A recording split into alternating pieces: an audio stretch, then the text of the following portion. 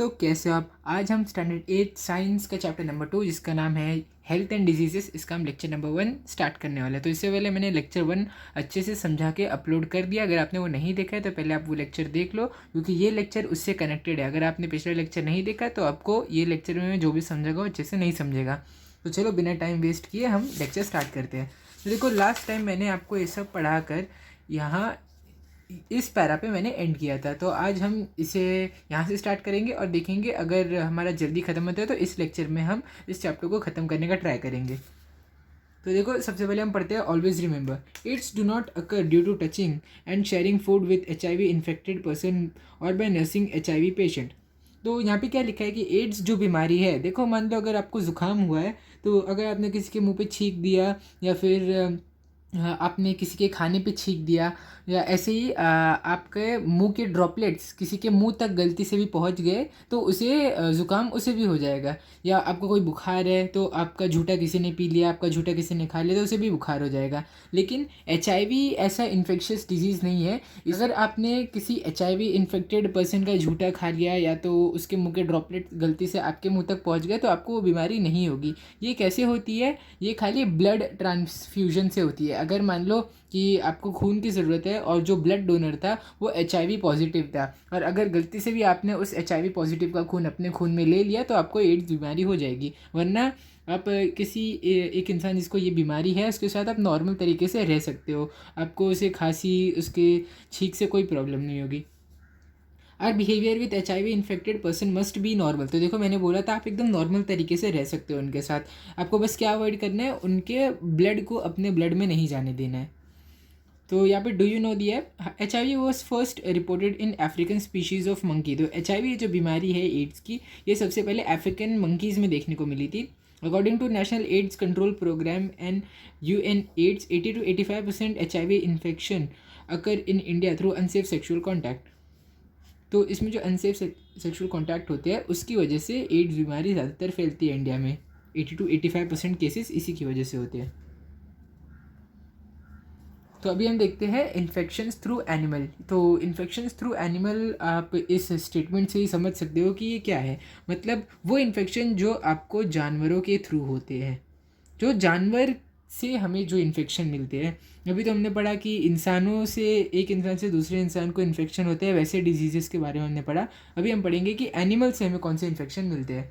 तो यहाँ पे पहले कुछ क्वेश्चंस दिए, हम उसका पहले आंसर करते हैं। Which measures are taken at your home to control rats. तो जब भी आप देखे रहोगे, अगर आपके घर में कभी भी चूहों की संख्या बहुत ज़्यादा हो गई तो वो बहुत ज़्यादा प्रॉब्लम कॉज करते हैं। क्यों? क्योंकि ये जाके हमारे घर का चावल खा जाते हैं, तेल का जो पैकेट रहता है इसको चबा के उसमें होल कर देते हैं और हमारी लकड़ी चबा लेते हैं। तो इसकी वजह से हमें बहुत नुकसान होता है। तो आपकी मम्मी क्या करती है ऐसे टाइम पे? वो लाती है चूहों के लिए जहर लाती है, वो पॉइज़न लाती है आपकी मम्मी चूहों के लिए, और ऐसी ऐसी जगहों पर रख देती है आपकी मम्मी जहाँ पर चूहे आते हैं। तो अगर गलती से भी चूहे ने आके उस पॉइज़न को खा ले तो वो मर जाते हैं। तो इससे आप रैट को कंट्रोल कर सकते हो अपने घर पे, या फिर आप एक बिल्ली भी लेके आ सकते हो। Why is it necessary to take care about health of domestic dog, cat and bird.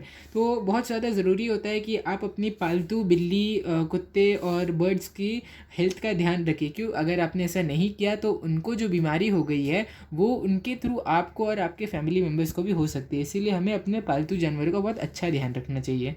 Is there any relation between pigeons, stray animals and human health?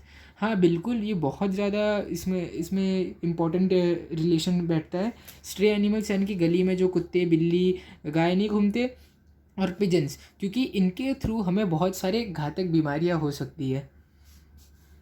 तो मान लो स्ट्रे एनिमल्स का अगर मैं आपको एग्जांपल दूं, मान लो आपने अपने डॉगी के लिए, अपने अपने पालतू डॉगी के लिए एक कंटेनर है, इसमें पानी रखा है। तो इसमें से आपका पालतू कुत्ता पानी पीता है हमेशा। तो क्या हुआ, एक दिन ये बाहर आपने ऐसे ही रख दिया अपने कुत्ते के लिए, और गली का एक कुत्ता जिसे एक कोई तो बीमारी थी, मान लो रेबीज़ थी, वो आके इससे पानी पी लिया।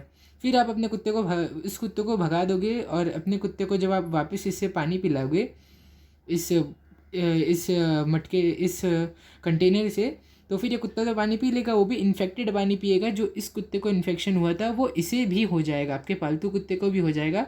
और फिर गलती से भी अगर इस कुत्ते ने आपका फेस लिक कर दिया तो आपको भी वही बीमारी हो जाएगी, और इस गली के जानवर की वजह से आपको बीमारी वही सेम हो जाएगी। तो इसीलिए बहुत इंपॉर्टेंट रिलेशन बैठता है पिजन और स्ट्रे एनिमल का ह्यूमन हेल्थ से।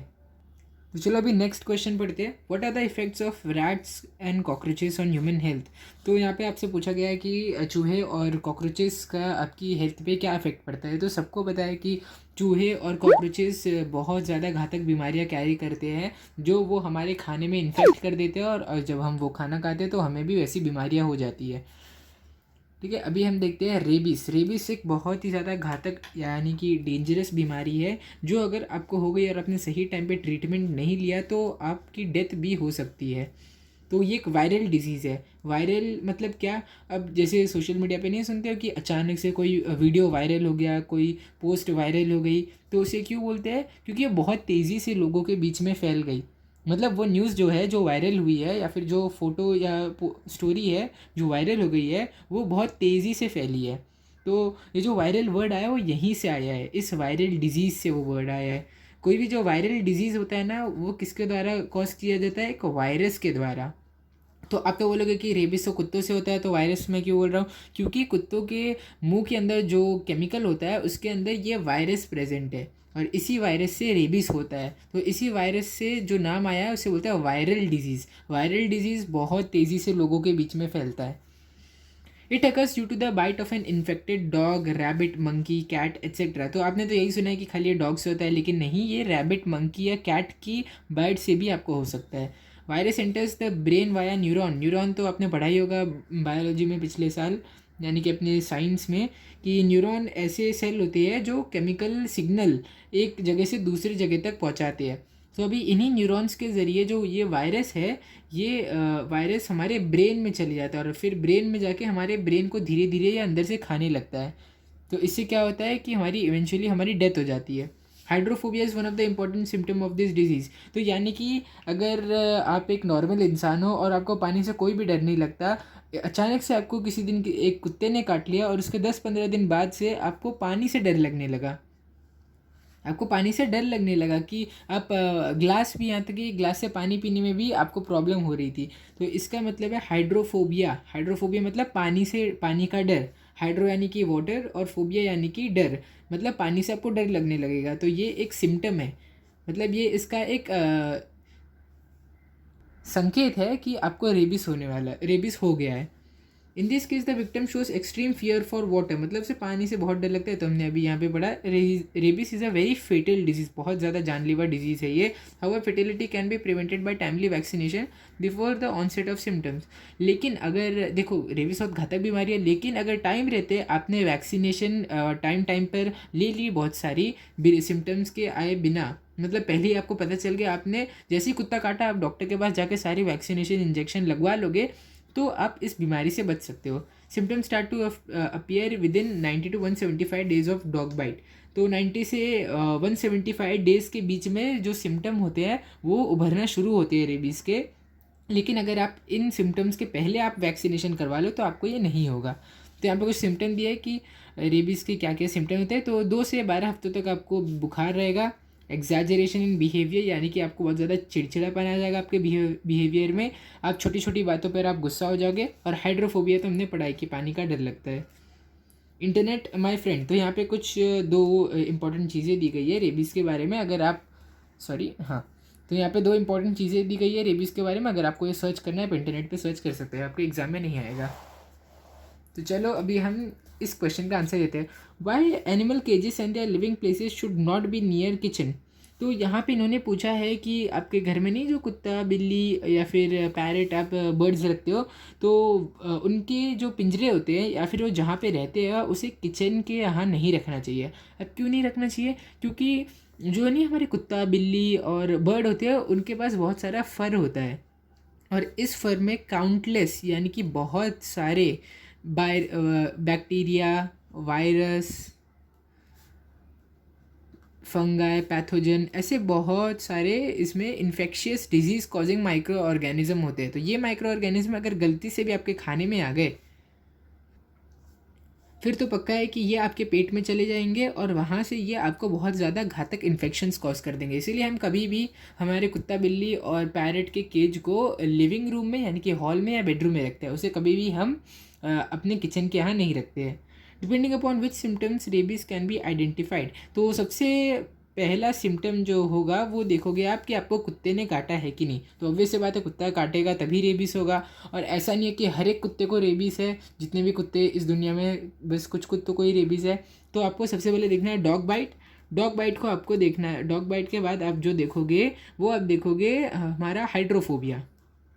अगर ये दो सिम्टम आपको दिख रहे हैं तो आप कंफर्म कर सकते हो कि आपको रेबीज़ है और आप डॉक्टर के पास जल्दी से जल्दी जाओगे। नॉन इन्फेक्शियस डिजीज़ यानी कि वो डिजीज़ जो इन्फेक्शन के थ्रू कॉज नहीं करते, सेम वैसे ही जैसे एड्स जो है वो किसी के छींकने खांसने से या फिर उसका झूठा खाने से नहीं होता है, वैसे नॉन इन्फेक्शियस डिजीज़ भी वैसे ही होते हैं कि उनके छींकने खांसने से हमें कोई डिजीज़ नहीं होगा। Disease which do not occur through infection and body contact are called as non infectious disease. तो मैंने यही आपको भी बताया कि बॉडी कॉन्टैक्ट से नहीं फैलते हैं।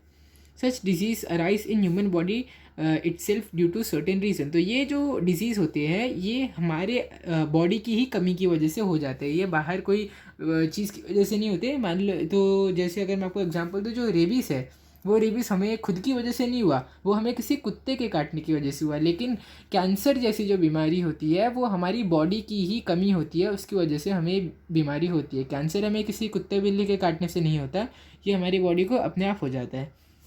तो कैंसर एक बहुत बहुत ज़्यादा डेंजरस डिज़ीज़ है। इससे हर साल सबसे ज़्यादा संख्या में लोग मरते हैं, क्योंकि ये इतनी घातक बीमारी है, इसका क्योर हमारे पास आज तक नहीं है।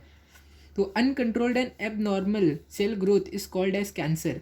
तो यानी कि एक जो आपका सेल है अगर वो अनकंट्रोल मैनर और एक एबनॉर्मल तरीके से बढ़ते जा रहे बढ़ते जा रहे बढ़ते जा रहे बिना रुके, तो आपको कैंसर हो जाता है। एग्जाम्पल आपको एक यहाँ पे दिया है, एक टोबैको एडिक्टिव, टोबैको या स्मोकिंग एडिक्टिव को कैसे कैंसर हो गया। तो ऐसे क्या हुआ रहेगा, इसका ये जो गाल का पार्ट है, गाल का और ये जो जॉ का पार्ट है, यहाँ पे इसे कैंसर हो गया होगा। और इसका ये जो स्किन पार्ट होगा ये फूक के इतना बड़ा हो गया होगा, इतना बड़ा मतलब समझ लीजिए जो स्किन इसकी यहाँ पर है यही स्किन इसकी यहाँ पर थी, इतना बड़ा स्किन का ये जो था कैंसर का बॉल था इसे।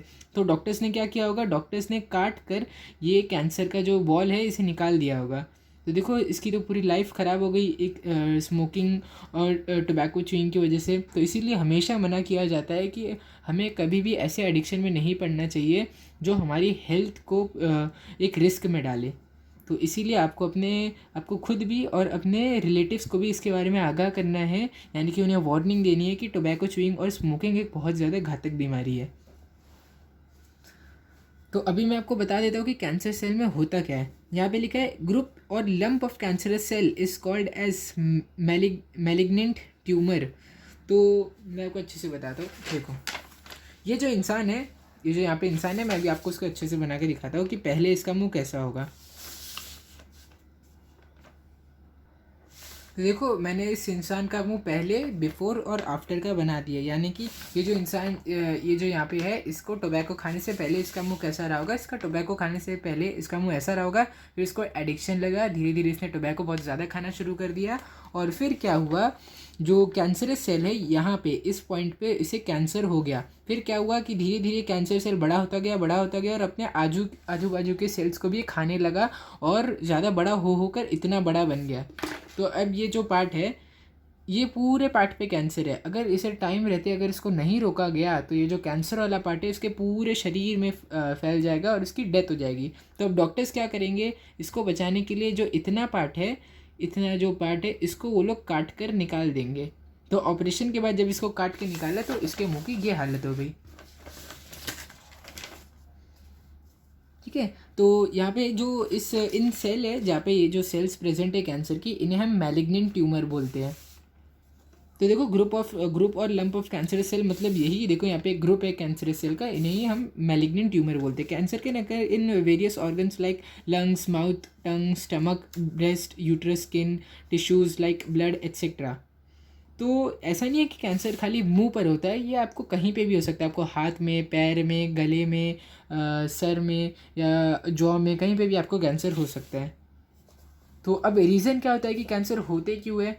Cancer consumption of tobacco, gutkha, tobacco यानी कि तंबाकू, गुटखा, स्मोकिंग, सिगरेट, अल्कोहलिज्म यानी कि अल्कोहल पीना, लैक ऑफ फाइबर कंटेंट, मतलब फ्रूटी और लीफी वेजिटेबल नहीं खाना, बल्कि जंक फूड खानी, excessive consumption of junk food like pizza, burger etcetera are some of the many possible reasons. Heredity may also be a reason. तो यहाँ पे हमें ढेर सारी रीज़न बताया कि कैंसर क्यों होता है. सबसे पहला रीज़न है कि तंबाकू खाना, गुटखा खाना, सिगरेट स्मोक करना, अल्कोहल पीना, या फिर आपका अपने डाइट में फाइबर्स की कमी होना. मतलब कि आप हरे पत्ते वाले वेजिटेबल्स आप बहुत कम खाते हो, हरे पत्ते और लीफी वेजिटेबल फ्रूट आप बहुत कम खाते हो. उसकी जगह आप बर्गर पिज़्ज़ा बहुत ज़्यादा खाते हो. तो इसीलिए आपको बर्गर पिज़्ज़ा भी एकदम कंट्रोल में रखना चाहिए, क्योंकि उससे भी आपको कैंसर हो सकता है.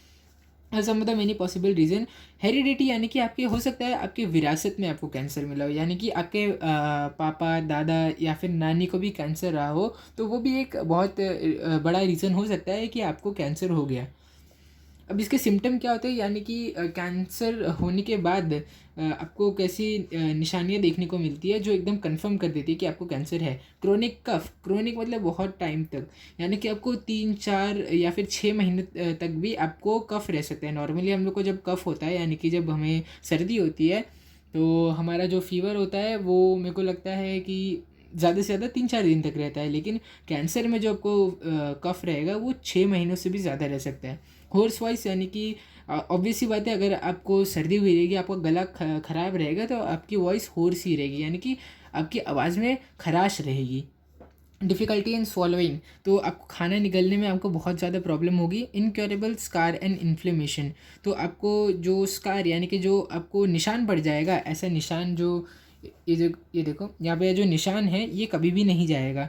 और इन्फ्लेमेशन यानी कि सूजन आ जाएगी, आपके उस पार्ट में सूजन आ जाएगी जहाँ पे आपको कैंसर है. ये देखो इसके जॉ के यहाँ पे सूजन आ गई ना. मेरे को उम्मीद है आपको अच्छे से समझ रहा होगा कि ये उसका जॉ है और वो जॉ इसका फूग कर ऐसा हो गया है. तो देखो सूजन आ गई इसके यहाँ पे.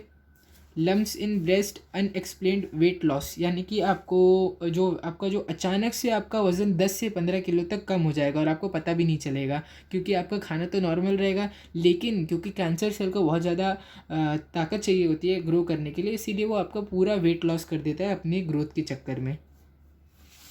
तो चलो अभी हम डू यू नो यहाँ पे पढ़ते हैं. Modern diagnostic and treatment of cancer, various techniques like CT scan, MRI scan, mammography, biopsy are used in diagnosis of cancer. तो देखो अगर आपके परिवार में से किसी ने अगर ये स्कैन कराया होगा तो आपको पता होगा, आपने ज़रूर CT स्कैन, MRI स्कैन का नाम सुना होगा. मैमोग्राफी और बायोप्सी और 2 एडिशनल तरीके हैं जिसके हेल्प से आप कैंसर ढूंढ सकते हो. मैं इसके डिटेल में नहीं जा रहा हूँ क्योंकि आपको इससे पढ़ना नहीं है, आपको बस नाम याद रखने हैं. In case of treatment along with conventional method like chemotherapy, radiation therapy, surgery, modern technique like robotic and laparoscopic surgery are also followed. तो देखो अभी जब डायग्नोसिस किया, डायग्नोसिस यानी कि कैंसर पता लगाने के मेथड है, जो CT scan, MRI scan, mammography, biopsy है, ये कैंसर को पता लगाने में हेल्प करते हैं. और जब हमें पता लग गया कि एक इंसान को कैंसर है तो हम कीमोथेरेपी यानी कि हम दवा से उसका इलाज करने की कोशिश करते हैं. रेडिएशन थेरेपी यानी कि हम रेडिएशन की हेल्प से उसके कैंसर सेल को मारने की कोशिश करते हैं. सर्जरी मतलब सीधा उसका कैंसर वाला पार्ट हम काट के निकाल देंगे. मॉडर्न टेक्निक लाइक, अभी तो हम टेक्नोलॉजी में इतना आगे चले गए कि हम अभी रोबोटिक्स मतलब रोबोट को भी हम यूज़ करने लगे ऑपरेशंस में. ठीक है, यहाँ पे जो डिस्कस करने बोला है ये आप अपने फ्रेंड्स के साथ डिस्कस कर सकते हो. अभी हम कैन यू टेल का आंसर देते हैं. Do you remember any person drinking sugar free tea और avoiding consumption of sweets? What may be the possible reason for this?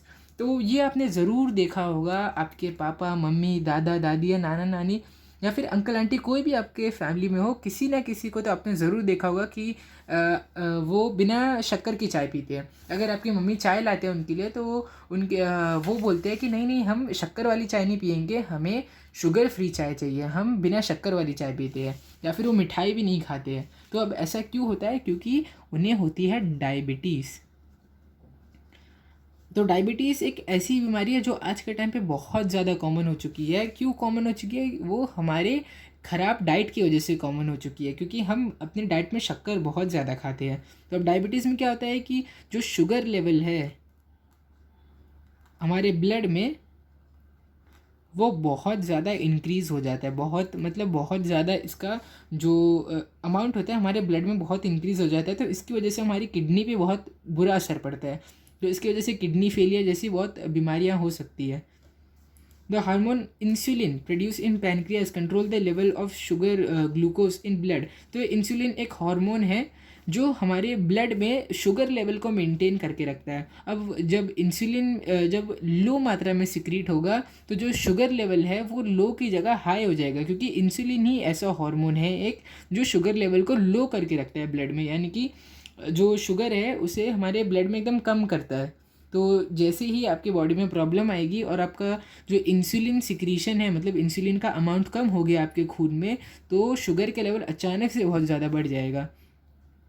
तो अभी इसी डिसऑर्डर को हम डायबिटीज़ बोलते हैं। अब सिम्टम्स हम देखते हैं। Frequent urination at night, increase obesity और वेट लॉस। तो देखो डायबिटीज़ के कुछ बहुत ही ज़्यादा कॉमन सिम्टम है, वो मैं आपको बता देता हूँ कि फ्रीक्वेंट यूरिनेशन एट नाइट मतलब रात को आपको बहुत ज़्यादा आपको यूरिनेशन आपको टॉयलेट जाना पड़ता है 1 नंबर करने के लिए। तो ये पहला सिम्टम हो गया। दूसरा सिम्टम क्या है कि अचानक से आपका वज़न या तो 10-15 किलो कम हो सकता है, या तो अचानक से आपका वज़न 10-15 किलो ज़्यादा हो सकता है। जब ये दोनों, कोई कोई लोगों का वेट कम हो जाता है, कोई कोई लोगों का वेट ज़्यादा हो जाता है डायबिटीज़ में। तो ये दोनों ही सिम्टम्स हैं डायबिटीज़ के। अब रीज़न क्यों ऐसा है? हेरिडिटी यानी कि विरासत हो सकता है, आपके मम्मी पापा दादा दादी या किसी भी आपके रिलेटिव्स में किसी को भी ये डायबिटीज़ होगी तो उनसे ये डायबिटीज़ की बीमारी आपको भी मिल जाएगी। ओबेसिटी एक बहुत ही ज़्यादा कॉमन रीज़न है। ओबेसिटी मतलब क्या कि आपका वज़न हद से ज़्यादा है, जितना वज़न आपका होना चाहिए उससे बहुत ज़्यादा वज़न है आपका। मान लो आपकी हाइट है 5.5 फीट, तो ज़्यादा से ज़्यादा आपका वज़न होना चाहिए 70 किलो, और मान लो यही 5.5 फीट हाइट पर आपका वज़न है 100 किलो, मतलब आप ओबीस हो। Lack of physical exercise. हो सकता है कि आप पूरा दिन घर में पड़े रहो, क्योंकि देखो अभी ज़्यादातर आपके ये मम्मी पापा को होता है, तो आपके पापा ज़्यादातर ऑफिस में काम करते हैं पूरा दिन, आपकी मम्मी भी घर पे पूरा दिन काम करते हैं, तो उनको एक्सरसाइज करने का टाइम नहीं मिलता, तो इसीलिए वो उनमें आपके मम्मी पापा को ये बीमारी ज़्यादा होती है। Mental stress. हो सकता है कि आपके रिलेटिव्स में किसी के फैमिली के ऊपर बहुत ज़्यादा प्रेशर हो कि उसे अपनी फैमिली के लिए ये करना है वो करना है, तो इसी प्रेशर में भी आपको ये बीमारी हो सकती है डायबिटीज़ की। ये जो डायबिटीज़ की बीमारी है बच्चों में देखने को नहीं मिलती है, ज़्यादातर एडल्ट्स में देखने को मिलती है, क्योंकि ऐसी जो प्रॉब्लम्स है, lack of physical exercise, obesity, stress, tension, ये सब ना हमें बड़ों में ज़्यादा देखने को मिलती है। अभी डू यू नो हम पढ़ते हैं। India's largest number of diabetes patient in the world at present approximately 7 crore diabetes patient are present in our country. तो इसमें दिया है कि पूरे वर्ल्ड में सबसे ज़्यादा डायबिटीज़ के पेशेंट हमारे इंडिया में पाए जाते हैं, जिसका नंबर है 7 करोड़। तो अभी हम हार्ट डिजीज़ के बारे में पढ़ते हैं। Efficiency of heart decreases due to decrease supply of blood and thereby oxygen and nutrient supply to the heart from muscle. तो हमारे हार्ट, जो आपको तो पता ही है, हमारा हार्ट ही एक ऐसा बहुत ज़्यादा इंपॉर्टेंट ऑर्गन है जो हमारी पूरी बॉडी को ब्लड सप्लाई करता है। मैं यहाँ पे एक हार्ट की ड्राइंग बना देता हूँ। तो देखो मैंने यहाँ पे एक इंसान और उसके हार्ट की ड्राइंग बना दिया। तो अभी हार्ट क्या करता है, हार्ट के पास जो लंग्स होती है हमारी, मतलब हमारे जो फेफड़े होते हैं वो हमारे ब्लड को ऑक्सीजनेट करते हैं, यानी कि ब्लड में ऑक्सीजन डालते हैं और इस हार्ट के पास भेजते हैं, इस हार्ट के अंदर ब्लड भेज देते हैं। तो जब इस हार्ट के अंदर ब्लड गया, वो पूरी बॉडी को, चाहे वो हमारा सर हो जाए, वो हमारे हाथ हो जाए, फिर हमारे पैर, दोनों पैर, पेट, चेस्ट और ये दोनों हाथ, तो हर जगह जो खून भेजता है वो हमारा यही हार्ट भेजता है। तो इसीलिए ये मोस्ट इम्पॉर्टेंट ऑर्गन में से एक है, बहुत ज़्यादा इंपॉर्टेंट ऑर्गन है, क्योंकि इसके भी अगर हमारा हार्ट नहीं रहेगा तो किसी भी बॉडी पार्ट को खून नहीं मिलेगा और हम वही मर जाएंगे। ठीक है। तो अभी जो हार्ट, तो यही जो हार्ट है इसे हमेशा 24 घंटे इसको काम करना रहता है आपके पूरे ब्लड में, पूरे बॉडी में खून भेजने का। तो अभी इसकी एफिशिएंसी कम हो सकती है। अभी कैसे इसकी एफिशिएंसी कम हो सकती है? अगर इसे सही से ऑक्सीजन और ब्लड ना मिले। तो यहाँ पे लिखा है कि हार्ट की जो एफिशिएंसी है, अगर उसे कम खून मिलेगा या फिर उसे कम ऑक्सीजन या न्यूट्रिएंट मिलेंगे, तब वो हार्ट फेलियर हो सकता है हमें। Due to this heart has to perform more work than that it leads to stress on it. तो देखो जब हमारे हार्ट को बहुत कम ब्लड सप्लाई मिलेगा तो पूरे बॉडी की नीड को मेंटेन करने के लिए हमारे हार्ट को बहुत जल्दी जल्दी पंप करना पड़ेगा। नॉर्मली हमारा हार्ट 70 से 80 बीट पर मिनट करता है, लेकिन जब उसे कम खून मिलेगा तो उसे 100 से 120 टाइम उसे खून पंप करते रहना पड़ेगा पर मिनट। 1 मिनट में उसे 100 से 120 बार उसे धक धक धक धक करते रहना पड़ेगा। तो इसकी वजह से क्या होगा, हमारे हार्ट पे बहुत ज़्यादा स्ट्रेस हो जाएगा और एक पॉइंट ऐसा आ जाएगा जिस पे हमें हार्ट अटैक हो सकता है। तो अगर किसी को हार्ट अटैक हो गया तो उसे बहुत ज़्यादा तेज़ दर्द होगा सीने में। उसे इमीडिएटली जितनी जल्दी हो सके उतनी जल्दी उसे एक डॉक्टर के पास या फिर एक हॉस्पिटल में उसे पहुंचना पड़ेगा ट्रीटमेंट के लिए, क्योंकि अगर वो टाइम रहते नहीं पहुंचा तो हार्ट अटैक के पहले स्ट्रोक में ही उसकी डेथ हो जाएगी। One should never ignore these symptoms. तो आपको कभी भी हो सकता है ये आपको हो, आपके मम्मी पापा या फिर आपके किसी भी रिलेटिव को ये अगर सिम्टम आए तो आपको बिल्कुल भी इसे इग्नोर नहीं करना चाहिए और सीधा डॉक्टर के पास जाना चाहिए। अगर अचानक से आपके जो चेस्ट है उसमें बहुत ज़्यादा तेज़ दर्द होने लगा आपको, या फिर आपके कंधे से लेकर आपके कंधे से लेकर गर्दन और आर्म्स में, यानी कि आपके देखो यहाँ पे ये आपके शोल्डर्स है, ये आपका हाथ है और ये आपकी नेक है, अगर इतने पार्ट में आपको दर्द हो रहा है तो भी ये एक साइन है कि आपको हार्ट अटैक आ सकता है। क्रैम्प्स इन हैंड, यानी कि हाथ में आपको फ्रीक्वेंटली क्रैम्प पड़ते हैं। अनईजीनेस, यानी कि आपको सांस लेने में प्रॉब्लम हो रही है, आपको काम करने में प्रॉब्लम हो रही है। ट्रेमर्स, यानी कि चक्कर आना, या फिर आपको अगर चक्कर बहुत ज़्यादा आ रहे हैं तो भी आपको इन सिम्टम्स के बेसिस पर आपको डॉक्टर को ज़रूर दिखाना चाहिए अपने आप को। अब हार्ट अटैक का रीज़न क्या है हम वो देखते हैं। तो स्मोकिंग, देखो स्मोकिंग से कैंसर भी होता है, हार्ट डिजीज़ भी होता है और भी बहुत सारे लंग के डिजीज़ होते हैं। तो देखो एक स्मोकिंग की वजह से बहुत सारी घातक बीमारियाँ होती है, इसीलिए हमें स्मोकिंग हमेशा अवॉइड करनी चाहिए। अल्कोहलिज्म, देखो अल्कोहल से भी कैंसर होता है, हार्ट डिजीज़ होते हैं, किडनी ख़राब होती है, तो इसलिए अल्कोहलिज्म भी बहुत ख़तरनाक है। डायबिटीज़ भी एक बहुत ज़्यादा क्रूशियल रोल प्ले करती है। अगर आपको डायबिटीज़ है तो बहुत हाई चांसेस है कि आपको हार्ट डिजीज़ भी हो जाए। हाइपरटेंशन, यानी कि टेंशन बहुत ज़्यादा, देखो हाइपरटेंशन से डायबिटीज़ होती है और यही डायबिटीज़ से हार्ट डिजीज़ होता है। तो देखो इसीलिए ये यहाँ पे दिया है। ओबेसिटी, अभी ओबेसिटी क्या होता है, ओबेसिटी में क्या होता है, मान लो आपका वज़न हद से ज़्यादा वज़न है तो आपकी जो चर्बी होगी, यानी कि जो फैट होगा वो ना जो हार्ट की नस नहीं होती है, जो नस हार्ट को ब्लड प्रोवाइड करती है ऑक्सीजनेटेड, तो यहाँ पे इन नसों के अंदर यानी कि आर्टरीज और वेन्स में जो फैट यानी कि चर्बी ऐसे डिपॉजिट हो जाएगी। तो इसकी वजह से क्या होगा, जो ब्लड फ्लो नहीं कर पाएगा सही से, इन नसों के बीच में से ब्लड जो होगा वो सही से फ्लो नहीं कर पाएगा। तो अभी इसकी वजह से क्या होगा, ये देखो यहाँ पे लम्स, यानी कि यहाँ पे चर्बी आ गई ढेर सारी आपकी नस में, तो इसकी वजह से ब्लड को तो कम जगह मिल रही है जाने के लिए, तो इसकी वजह से भी आपको हार्ट अटैक आ सकता है। लैक ऑफ फिजिकल एक्सरसाइज, यानी कि फिजिकल एक्सरसाइज बहुत कम करोगे तो ऑब्वियसली बात है मोटापा आएगा। हेरिडिटी, यानी कि विरासत में, ये मैं आपको बहुत बार एक्सप्लेन कर चुका हूँ हेरिडिटी का मतलब क्या है। या फिर मेंटल स्ट्रेस, हाइपरटेंशन और मेंटल स्ट्रेस का मतलब सेम ही है। या फिर आपको अगर ज़रूरत से ज़्यादा गुस्सा आ रहा है, या फिर आपको एंग्जाइटीज़ होती है। एंग्जाइटी मतलब फ्यूचर से रिलेटेड प्रॉब्लम्स के बारे में हर दिन रात 24 घंटे सोचते रहना, इसका मतलब होता है एंग्जाइटी। तो देखो यहाँ पे हमें हार्ट डिजीज़ दिया गया है और इसके वेरियस ट्रीटमेंट दी गई है कि कैसे हम उसे ट्रीट कर सकते हैं हार्ट डिजीज़ को। या तो बाईपास सर्जरी, आपका अगर आपका हार्ट एकदम बेकार हो चुका है तो आप बाईपास सर्जरी करवा सकते हो। ओपन हार्ट सर्जरी में क्या होता है, ये जो आपको नहीं आपकी नसों के अंदर यानी कि आर्टरीज और वेन्स में जो नहीं ये आपके चर्बी जम गई है, तो ओपन हार्ट सर्जरी में क्या करते हैं, इन्हीं को निकालते हैं। इंस्टॉलेशन ऑफ स्टेंट्स, तो देखो ये स्टेंट्स भी हम इसके अंदर डालते हैं ताकि ये इन फैट की जो बॉडीज आपके नस में आ गई है उसको साफ़ करने के लिए। इंस्टॉलेशन ऑफ पेसमेकर क्या करते हैं, आपकी हार्ट बीट को मेंटेन करके रखते हैं। हार्ट ट्रांसप्लांट, यानी कि क्या, मान लो आपका हार्ट एकदम बेकार हो चुका है कि उसे कुछ सही किया ही नहीं जा सकता, तो हार्ट ट्रांसप्लांट में क्या होता है, आप एक मरे हुए इंसान का यानी कि एक डोनर के हार्ट को आप अपने हार्ट से रिप्लेस कर सकते हो।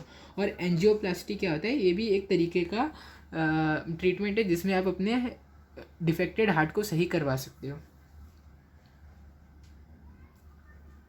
Always remember first aid for heart disease, तो हमें बताया गया कि फर्स्ट एड यानी कि प्राइमरी ट्रीटमेंट जो आपको अस्पताल में मिलने वाली है उससे पहले आपको कौन सी एड प्रोवाइड करनी चाहिए पेशेंट को, ये हमें यहाँ पे दिया है।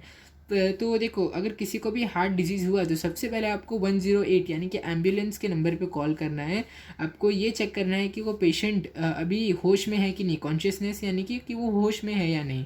बाय शेकिंग द शोल्डर्स, कि अगर वो पर्सन लेटा हुआ है और आपको कोई रिस्पॉन्स नहीं दे रहा है तो आपको उसे हिला के चेक करना है कि वो अभी होश में है या नहीं है. Keep the patient lying on the back in horizontal position on hard surface and perform compression only life support, COLS. तो देखो आपने बहुत ज़्यादा मूवीज़ में तो देखा ही होगा. मैं यहाँ पे एक डायग्राम पहले बना लेता हूँ. तो देखो मैंने एक डायग्राम बना दिया. ये डायग्राम तो सही से बना, ये डायग्राम हो सकता है आप नहीं समझ रहे हो तो मैं बता देता हूँ. ये देखो, ये एक इंसान है जिसे हार्ट अटैक आ गया और ये बेहोश है. तो अभी ये जो एक दूसरा इंसान है, ये उसके दोनों हाथ है और ये अपने घुटनों पर बैठा हुआ है. तो ये क्या कर रहा है, अपने हाथों से इसके चेस्ट को ऐसे ऐसे ऐसे दबा रहा है अपने हाथों से. तो इससे क्या होगा कि इसके चेस्ट के पास जल्दी जल्दी ऑक्सीजनेटेड ब्लड और इसका ब्लड पहुँचेगा. ठीक है. तो यहाँ पे वही करने बोला है कि आपको perform compression only life support का मतलब यही होता है, आपको उसके चेस्ट पे हाथ रख के ऐसे ऐसे उसे सांस देनी है. In this press the centre of thorax, यानी कि आपको उसके हार्ट के एकदम बीच को आपको प्रेस करना है 30 times at a rate of 100 to 120 strokes पर मिनट. तो आपको ये कम से कम आपको ये 30 बार उसके हार्ट को ऐसे ऐसे ऐसे पंप करते रहना है अपने हाथों से. तो इससे क्या होगा कि जो उसका हार्ट रुक चुका है, यानी कि उसका हार्ट फेल हो चुका है, तो उसकी वजह से भी जो उसकी डेथ हो सकती थी उसको आप प्रिवेंट कर सकते हो अपने हाथों से ऐसे ऐसे दबाकर. तो यहाँ पे कुछ इन्फॉर्मेशन कलेक्ट करने बोला है, आप ये कर सकते हो. इंटरनेट माय फ्रेंड यहाँ पे कुछ बोला गया है, ये भी अगर आपको इंटरेस्ट है तो आप ये दोनों देख सकते हो. ये हमारे सिलेबस में अभी नहीं है. तो देखो अभी यहाँ पे क्या दिया है, misuse of medicine. Sometimes some people take medicine without the prescription of doctor. तो देखो ये बहुत ज़्यादा पागलपंती है जो लोग करते हैं कि अपने मन से वो दवा खा लेते हैं. डॉक्टर की फ़ीस के चक्कर में, पैसा बचाने के चक्कर में वो अपने मन से दवा ले लेते हैं और वो खा लेते हैं. तो इसकी वजह से उन्हें बहुत ज़्यादा घातक बीमारियाँ भी हो सकती है. Overdose of medicine may affect a body. Example, overdose of pain killer may damage a nervous system, excretory system, liver. तो देखो पेन किलर क्या होता है, ओवरडोज. अगर आप किसी भी दवा को अगर आप ओवरडोज करोगे तो ये पक्का है कि आपके बॉडी में कुछ ना कुछ ज़रूर ख़राब होगा. तो अगर एग्जांपल में आप देखोगे तो पेन किलर यानी कि अगर आपको कोई बहुत ज़्यादा खतरनाक चोट लग गई तो इसके लिए उसे आप सही करने के लिए आप पेन किलर लेते हो. लेकिन अगर ये पेन किलर आपने ज़रूरत से ज़्यादा ले लिया तो आपका nervous system, excretory system, liver, ये सब आपके डैमेज हो सकते हैं. या फिर अगर आपने बायोटिक्स का भी ओवरडोज कर लिया तो आपको चक्कर आएंगे, आपके पेट में दर्द होगा, डिसेंट्री यानी कि आपको जो लूज़ मोशन होगी, आपको आपकी स्किन पे रैशेज आ जाएंगे, वाइट पैचेस ऑन टंग यानी कि सफ़ेद कलर के पैचेस आ जाएंगे आपकी ज़बान पे. Think about it. Poor people do not afford the costly medicine. Is there any alternative for this, which one? तो देखो अभी जैसे आप डॉक्टर के पास जाते हो, अगर आज के टाइम पे अगर आप एक नॉर्मल फैमिली डॉक्टर के पास भी जाओगे तो वो कम से कम 200 से 300 रुपया तो पर विजिट चार्ज करता ही है कि फ़ीस है, एक फ़ीस के रूप में. यानी कि वो देखने के लिए 200 से 300 रुपये लेता है. तो अभी गरीब लोगों के पास तो ऐसा कुछ है नहीं ऑल्टरनेटिव जिससे वो कि हर बार जब भी बीमार पड़े तो वो 200 से 300 रुपये दे डॉक्टर को. तो इनके लिए सरकारी अस्पताल होते हैं जहाँ पे डॉक्टर फीस नहीं लेते हैं. Generic medicine. Generic medicine are also known as general medicines. These are manufactured and distributed without any patent. These medicines are at par in quality with branded medicine. Production cost of these medicines are very low due to fewer expense on research as their formula is readily available. तो जो generic medicine होती है यानी कि general medicine, ये बहुत ज़्यादा सस्ती आती है. तो इसे ना गरीब यानी कि पुअर लोग बहुत अच्छे से अफोर्ड कर सकते हैं. अगर आप देखोगे, अगर आपने नॉर्मल टाइम पे देखा होगा कि अगर आपके मम्मी पापा या किसी को बुखार हो गया तो डॉक्टर सीधा ऐसी दवा लिख देता है जिसमें सिर्फ एक पत्ते का यानी कि एक जो ये नहीं हमारा एक पेपर का ये आता है जिसमें दवा रहती है. देखो ये हमारा जो कार्ड जैसा आता है और इसमें दवा रहती है, दवा की पिल से रहती है. सिर्फ यही एक 200 से 300 रुपये इसका प्राइस रहता है. तो अब गरीब इंसान ये भी नहीं दे सकता. तो जेनरिक मेडिसिन क्या करते हैं, इसी को कॉपी करते हैं और सेम क्वालिटी में वो लोग दवा बनाते हैं. मतलब इसी को कॉपी करके सेम क्वालिटी में दवा निकालते हैं और इसका प्राइस होता है केवल 40 से 50 रुपये. तो अब ये 40 से 50 रुपये की जो दवा है तो बहुत सस्ती है, इसको गरीब लोग अफोर्ड कर सकते हैं. तो अब ये इतनी सस्ती क्यों होती है, क्योंकि ये बड़ी बड़ी जो ये फार्मेसी यानी कि दवा बनाने की कंपनीज होती है, ये उनका फार्मूला को लेते हैं और इसे कॉपी करके दवा बना देते हैं. तो इसके लिए वो परमिशन भी लेते हैं. ऐसा नहीं कि वो सीधा कॉपी करके सस्ते में दवा बना के बेचते हैं, वो उनसे परमिशन लेते हैं बड़ी बड़ी दवा की कंपनियों से. तो अभी देखते हैं यहाँ पे क्या है, लाइफस्टाइल एंड डिजीजेस। तो देखो लाइफस्टाइल और डिजीज़ का बहुत ज़्यादा क्लोज रिलेशन है। आपकी लाइफस्टाइल जैसी है वो डिसाइड करेगी कि आपको कोई डिजीज़ होगा या नहीं होगा। अगर आप पूरा दिन घर पे बैठे रहते हो, आप पूरा दिन फ़ोन पे पड़े रहते हो, तो ये बहुत ज़्यादा हाई चांसेस है कि आपको खतरनाक बीमारियाँ हो सकती है। अभी हम देखते हैं यहाँ पे लिखा क्या है। Life style includes the daily routine and type of food, मतलब जो आप पूरे दिन में दिनचर्या आपकी रहती है और जो खाना आप खाते हो ये लाइफ स्टाइल के अंदर ही आता है। लेकिन आजकल habits like staying in bed, यानी कि पूरा दिन बेड में रहना, ये देखो बहुत ज़्यादा अभी आज के यूथ कर रहे हैं, क्या कर रहे हैं कि वो लेट नाइट तक वो लोग जागते हैं और फिर वो लोग लेट नाइट तक सोते हैं। तो इससे आप देख रहे हो कि उनकी स्लीप साइकिल कितनी ज़्यादा ख़राब है। And going to bed at late in night, frequent changes in meal timing, यानी कि वो समय पर खाना भी नहीं खाते हैं। कभी कभी वो अगर सुबह को देखो, अगर आप ये लेट मॉर्निंग में आप उठोगे, सॉरी यहाँ पे मॉर्निंग लिख दो, अगर आप देखो अगर आप सुबह को लेट उठोगे तो ऑब्वियस सी बात है आप अपने हर काम पे लेट होगे। तो इस चक्कर में क्या करते हैं बहुत सारे बच्चे या फिर आपके पेरेंट्स भी खाना खाना छोड़ देते हैं कि वो बोलते हैं नाश्ता आज के दिन रहना तो मैं कल कर लूँगा। तो इसकी वजह से आपको बहुत ज़्यादा प्रॉब्लम हो सकती है अपनी मील टाइमिंग को ऑल्टर करने की।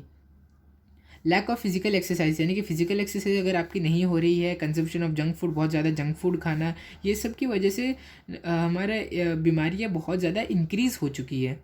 Due to this such people are getting sick frequently. तो देखो जो लेट नाइट जो सोने जाते हैं, लेट मॉर्निंग उठते हैं, एक्सरसाइज नहीं करते, मील टाइमिंग को चेंज करते रहते हैं और जंक फूड खाते रहते हैं, तो वो बहुत जल्दी जल्दी बीमार होते हैं।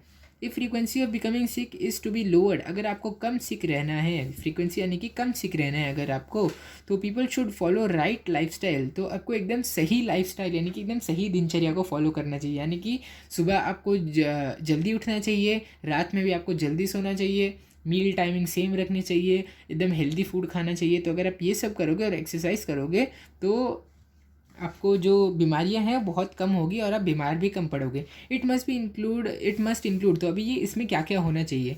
सफिशेंट स्लीप, तो राइट अमाउंट ऑफ स्लीप आपको रहना चाहिए। राइट फूड, आपको एकदम सही खाना खाना चाहिए। आपको योगा करना चाहिए, आपको प्राणायाम करना चाहिए और ढेर सारी फिजिकल एक्सरसाइज करनी चाहिए।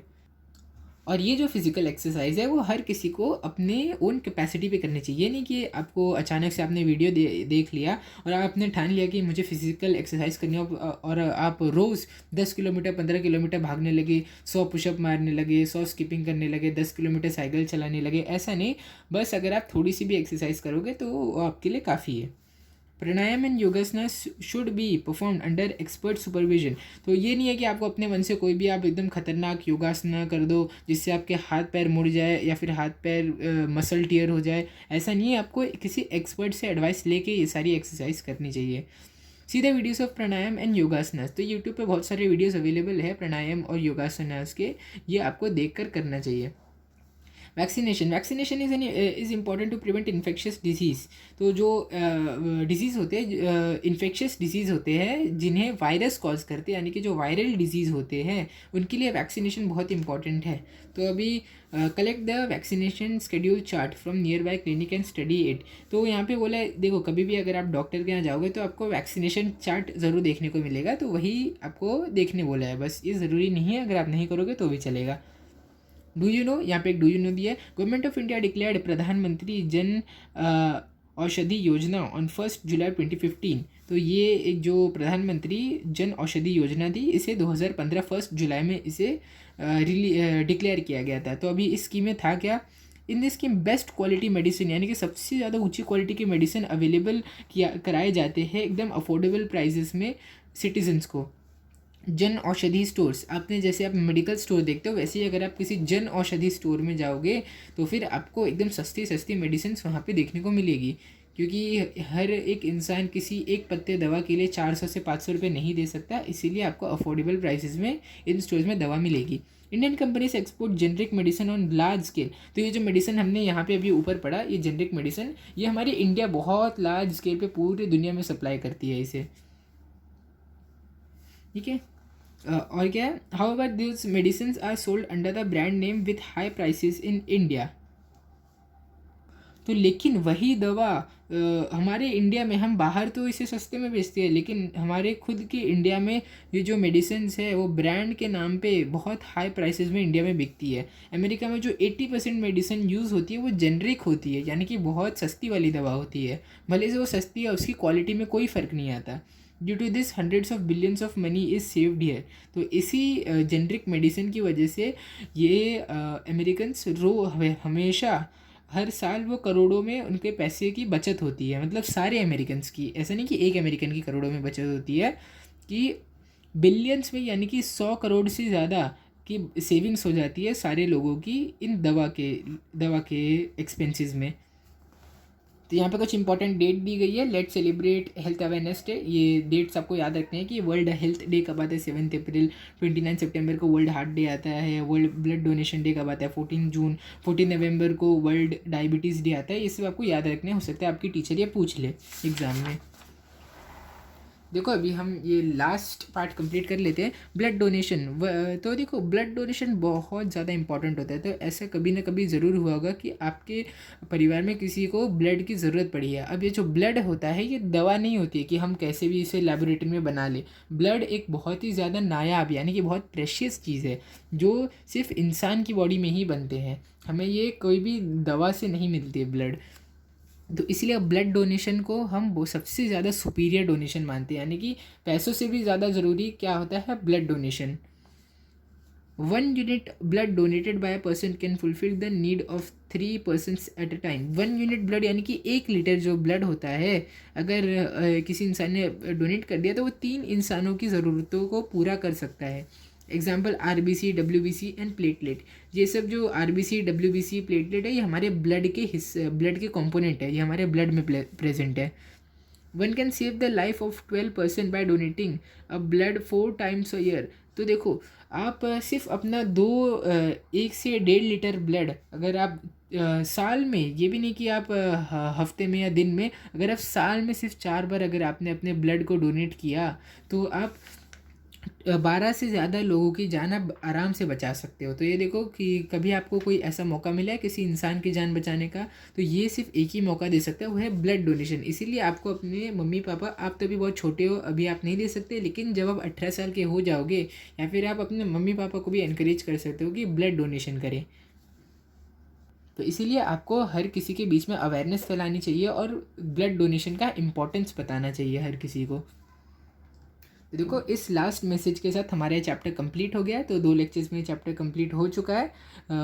ये मुझे उम्मीद है मैंने आपको जितने अच्छे तरीके से हो सके ये एकदम अच्छे तरीके से और इजी और सिंप्लीफाइड वे में ये आपको समझाने की कोशिश की है। ये चैप्टर भी बहुत ज़्यादा इजी था, इसमें ज़्यादा कुछ करना नहीं था, बस आपको सिम्टम्स और बीमारी आपको याद रखनी है। कोई हार्ड कॉन्सेप्ट या रॉकेट साइंस इसमें नहीं था। तो मेरा रोल यहाँ पे ख़त्म होता है। अब मेरी बस एक ही उम्मीद है आपसे कि आप दोनों लेक्चर्स अच्छे से देख के चैप्टर कंप्लीट कर लो, क्वेश्चन आंसर्स करो और एग्जाम में फुल मार्क्स स्कोर करो। तो अगर आपको ये वीडियो अच्छा लगा हो तो इस वीडियो को लाइक करो, शेयर करो और चैनल को सब्सक्राइब करो। Thank you.